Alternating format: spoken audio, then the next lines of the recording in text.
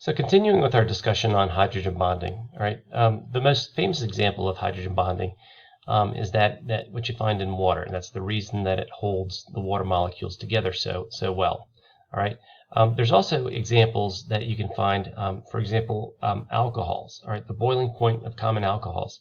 All right. This is ethanol right here, which is a liquid at room temperature.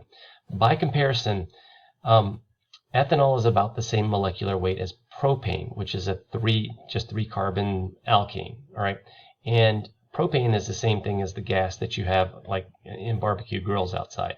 All right, and at room temperature, that is a gas. All right, so why is it that this molecule, which is about the same size as propane, is a liquid at room temperature? It's the fact that it can so effectively hydrogen bond with its neighbors. All right, so this interaction right here would be a hydrogen bond. All right, that's an H bound to an oxygen next to a neighboring oxygen. All right, ammonia is very soluble in water. All right, the reason that can occur is because hydrogen bonding is very possible.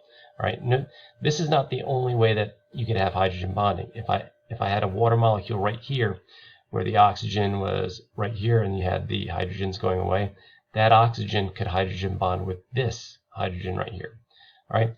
Another thing, in addition to boiling points, it would explain why alcohol is so soluble in water. All right. So, for example, if you had something like vodka, all right, you've got a fair amount of ethanol in there that looks like this, but there's also a lot of water. It's about 60% water. All right. So, why is it that those two chemicals mix so well? It's that the hydrogen bonding allows these things to essentially allows the water molecules to surround the alcohol molecule, because hydrogen bonding is possible in so many different locations, and I've shown that with these dotted lines right here.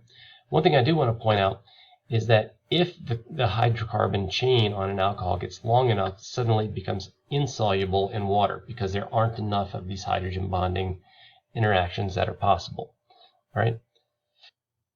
All right. One other important aspect of hydrogen bonding is it allows for a lot of interactions that we see in biological molecules. All right.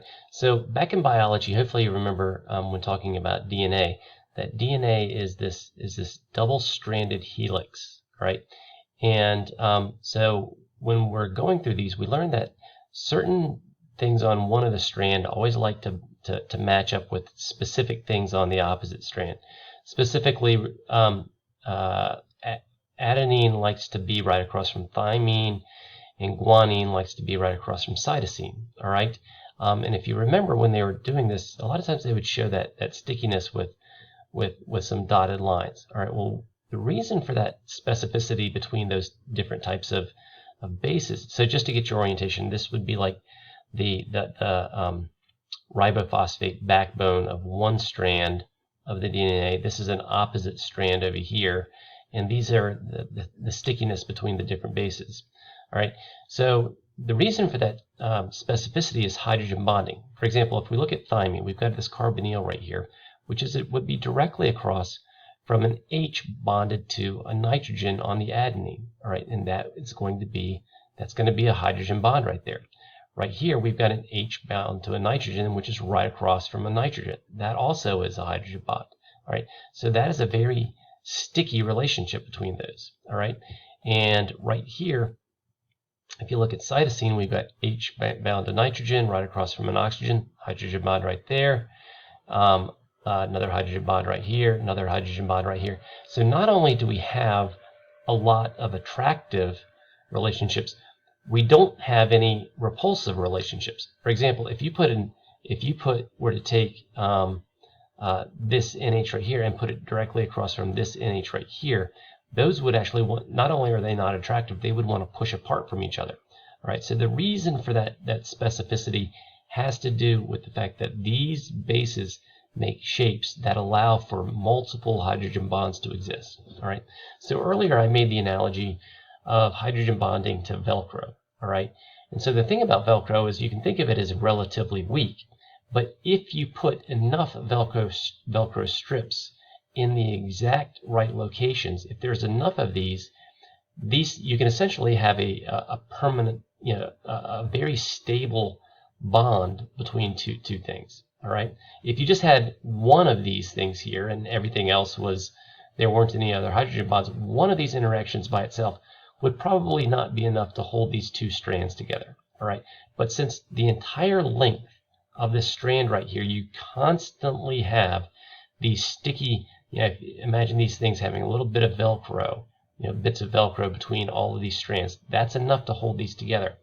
All right. And the reason that that's a really important thing is when you remember talking about these structures, for DNA to do what it needs to do, whenever a cell replicates, this DNA strand needs to be able to replicate itself. All right, so before the cells divide, this one strand has got to divide into two strands so that after the cell divides, each one of those cells takes one of those DNA molecules. All right, and in the process of the DNA making a copy of itself, if you remember, the two strands have to be able to get temporarily unzipped so that the different DNA, the free DNA bases can float in and make these bonds. All right, so this thing has to be sticky enough so that when it's not being replicated, it'll stay together in this stable double helix form. But those bonds can't be so strong, or else this thing couldn't be pulled apart when it needed to replicate. And that's what the hydrogen bonds do. They're strong enough so that they make a stable structure under normal conditions, but they're weak enough so that when that DNA molecule needs to replicate, these strands can be pulled apart, much in the same way that you can pull away Velcro when you need to, but then you can reform it after it's been pulled apart. So one last thing that I wanted to mention before going on and practicing, doing a little practice with hydrogen bonds, is to mention that even though generally hydrogen bonding is considered to be an intermolecular force, meaning a force between molecules, it is possible that it can also be an intramolecular force. So in all the cases that we've talked about so far, all right, say for example, water, all right, this is an attraction between different molecules, right? So here's one water molecule, here's a neighboring water molecule, and the hydrogen bond exists between those molecules. So typically it's described as an intermolecular force because it's between different neighbors. All right.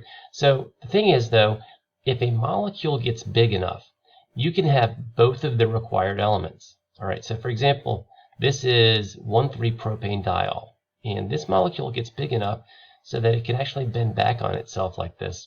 And when that happens, you'll notice this right here, that's a hydrogen connected to an oxygen, all right, and it's near a neighboring oxygen. It just happens that that neighboring oxygen is part of the same molecule, all right? So that is a hydrogen bond right there. It's what's considered an intramolecular hydrogen bond, all right? And intramolecular hydrogen bonds are actually really important, especially when you get to talking about DNA, all right? Or sorry, not DNA, but protein structure. One thing that proteins contain, they're long chains of amino acids, and one of the structures that they form is a helix, what's called an alpha helix, and it's intramolecular hydrogen bonding that stabilizes and makes that helix possible. All right, so let's move on to trying to identify some hydrogen bonds. All right, so what I've done here is I've drawn a couple of different molecules, and I put some dotted lines between them. All right, some of these are hydrogen bonds and some of them would not be hydrogen bonds. All right, so some of them you would, if it's a hydrogen bond, it would be attractive. It would be strongly attractive. If it's sometimes the type of interaction would be no interaction at all, but sometimes it would actually be repulsive. So I want you to take a look at these and try to identify the hydrogen bonds. And if it's not a hydrogen bond, see if you can figure out, like, would it be just nothing, no attraction or repulsion, or would it actually be a repulsion? All right. So let's go through these. All right. In order to identify a hydrogen bond, basically you need to be able to check all of these boxes. All right. You need to have an H bound to a nitrogen, oxygen, or fluorine, and it has to be near a neighboring nitrogen, oxygen, or fluorine. All right, so let's take a look at this first one right here. All right, so is this right here a hydrogen bond? Well, the thing is that this hydrogen is covalently bound to a sulfur, and sulfur is not one of those required atoms. So the answer to that one would be no. All right, that would not be a hydrogen bond. All right, it would actually not be attractive or repulsive. These guys would just simply not care. All right, so and the reason for that is there would be no delta positive, delta negative charges at all on this bond right here. All right, so for this next one right here, taking a look at this, well, this right here is a hydrogen bound to an oxygen, so that's that. We could say check to this one right here, and this right here is a neighboring nitrogen, oxygen, or fluorine. All right, and these guys are near each other. All right, this is about the space that you would expect to have for there to be a hydrogen bond. So yes, that would be a hydrogen bond. That would be an area of stickiness between those two molecules. All right. Well, what about this one right here? All right. Well, the thing is that we have the required elements. This is a hydrogen connected to an oxygen, and here's a neighboring nitrogen, but the hydrogen bond has to be between the neighboring NOF, but that's got to be close to this hydrogen right here. And the thing is, it's not close to that, it's close to this oxygen. So the thing about this is that these two guys would be attractive, just not in the orientation that they're drawn right here. So this one right here would not be considered. As drawn, this particular interaction right here is not a hydrogen bond. If we could rotate this guy right here counterclockwise so that the hydrogen was basically right here, then it would be a hydrogen bond. All right, so this right here would actually be a repulsive interaction, because this is delta negative right here, and this is right here is also delta negative, and those would want to push apart. All right, so this guy right here, that would be considered, that would be a hydrogen bond right there. All right, this one right here. Okay, so just because these are both water molecules doesn't mean that this particular orientation would give a hydrogen bond. This would be the delta positive, this is the delta positive right here. Those would want to push apart. All right, and again, if this molecule right here were to rotate a little bit so that this oxygen were right here, then it would be a hydrogen bond. All right, this guy right here is going to be no. All right, so remember, this right here has got to be either nitrogen, oxygen, or fluorine. So these guys wouldn't really care about each other. They're neither attractive nor repulsive. All right, this one right here, that would be a, whoops.